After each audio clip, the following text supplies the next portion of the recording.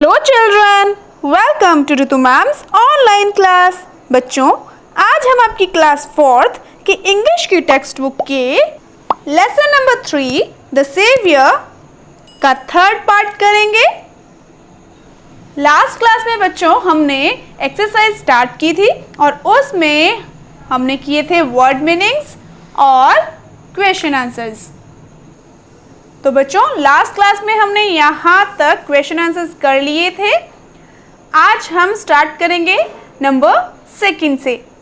बच्चों, आपने last 2 parts अगर नहीं देखे हैं तो आप मेरे channel educational vibes with Ritu Malik and educator पर जाकर देख सकते हैं और बाकी सब्जेक्ट्स की वीडियोस भी आपको वहाँ पर अवेलेबल हो जाएंगी। वहाँ आप वीडियोस देखकर अपनी ऑनलाइन स्टडी कर सकते हैं।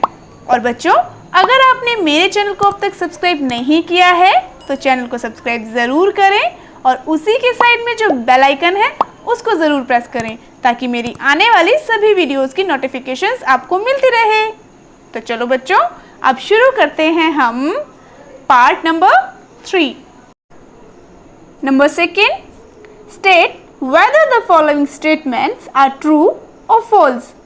निम्नलिखित कथन सत्य है या फिर असत्य। Write T for true and F for false statement.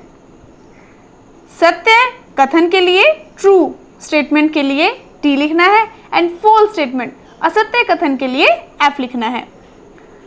तो रीड करते हैं। Number 1, prince was walking through the forest. राजकुमार जंगल से गुजर रहा था। जंगल में सैर कर रहा था क्या वह? बताओ, जंगल से गुजर रहा था? नहीं ना, वह तो अपने बगीचे में सैर कर रहा था। So this statement is false. यह कथन असत्य है। तो क्या करेंगे यहाँ पर? यहाँ हम F लिखेंगे because this is false statement. Next read करते हैं।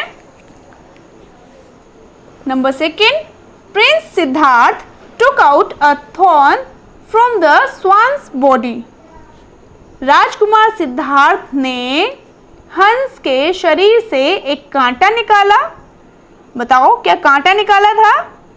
नहीं ना, उसको तो कांटा लगा ही नहीं था, वो तो घायल था, है ना।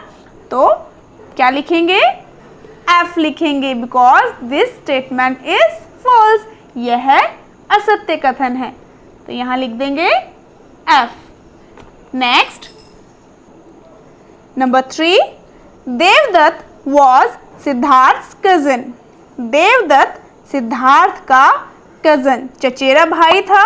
बताओ, ठीक है या गलत है? ट्रू है या फिर फॉल्स है?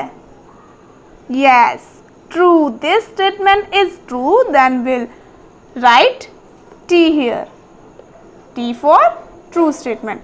Next, number 4, King Duryodhana sat on his throne.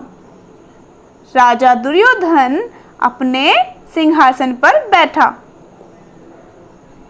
क्या नाम था किंग का? याद है आपको? क्या किंग का नेम दुर्योधन था? नहीं ना, क्या था फिर? शुद्धोधना। Then this is a false statement. यह असत्य कथन है। Will write F here. Next, 5, finally the swan was given to Prince Siddharth. तो फाइनली हंस राजकुमार सिद्धार्थ को दे दिया गया। क्या सही है ये? लास्ट में जब किंग शुद्धोधना ने जजमेंट की थी, फैसला किया था, तो किसको दिया था स्वान? प्रिंस को ही दिया था। कौन से प्रिंस को दिया था पर? सिद्धार्थ को या फिर देवदत्त को? सिद्धार्थ को दिया था।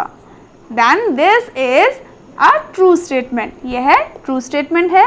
Will write T here. Now come on the vocabulary portion. अब वोकैबुलरी पोर्शन पर आते हैं। देखो यहाँ पर क्या है? यहाँ पर फिल इन द ब्लैंक्स दिए हुए हैं। Number 1, fill in the blanks with the correct words from the box given below. इसमें क्या करना है बच्चों? देखो इसमें कहा गया है कि नीचे दिए गए बॉक्स में से सही शब्दों से खाली स्थान भरो। तो ये खाली स्थान, ये ब्लैंक्स हमें फिल करने हैं।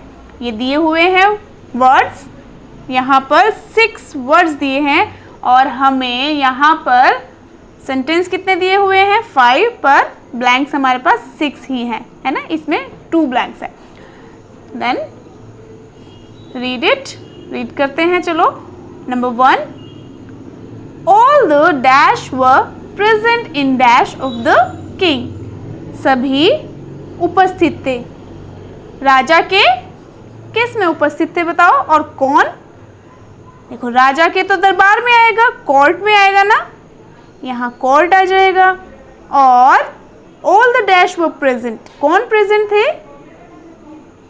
थ्रोन तो सिंहासन होता है। प्रिजन, प्रिजन क्या होता है? जेल होता है। और नेकलेस गले का हार होता है। किंगडम साम्राज्य होता है। मिनिस्टर्स मंत्री, और कोर्ट तो लिख ही दिया दरबार। तो यहाँ क्या आना चाहिए? मिनिस्टर्स आना चाहिए, है ना? यहाँ आएगा मिनिस्टर्स और यहाँ क्या आएगा? कोर्ट। अब नेक्स्ट है the king was sitting on his, किस पर बैठा था राजा? थ्रोन पर, सिंहासन पर। लिखेंगे थ्रोन, लिख दिया है। नेक्स्ट है the guilty was sent to dash after hearing. Guilty मतलब दोषी, दोषी को हियरिंग के बाद, हियरिंग सुनवाई, सुनवाई के बाद भेज दिया गया। कहाँ भेज दिया? अभी हमने पढ़े थे ना, इनके मीनिंग भी बताए थे मैंने आपको। प्रिजन, जेल, यहाँ आएगा प्रिजन। ये हो गया है कंप्लीट।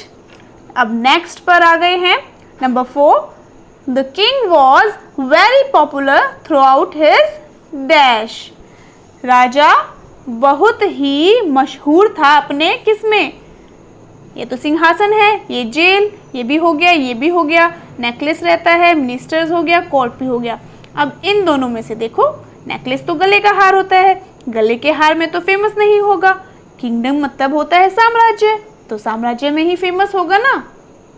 तो हम यहाँ क्या लिखेंगे? किंगडम। ये लिख दिया है मैंने। नेक्स्ट है number 5, queen's dash was made of gold. रानी का डैश सोने से बना हुआ था। क्या? नेकलेस। बचा भी एक ही है ना? लिख देंगे हम यहाँ नेकलेस।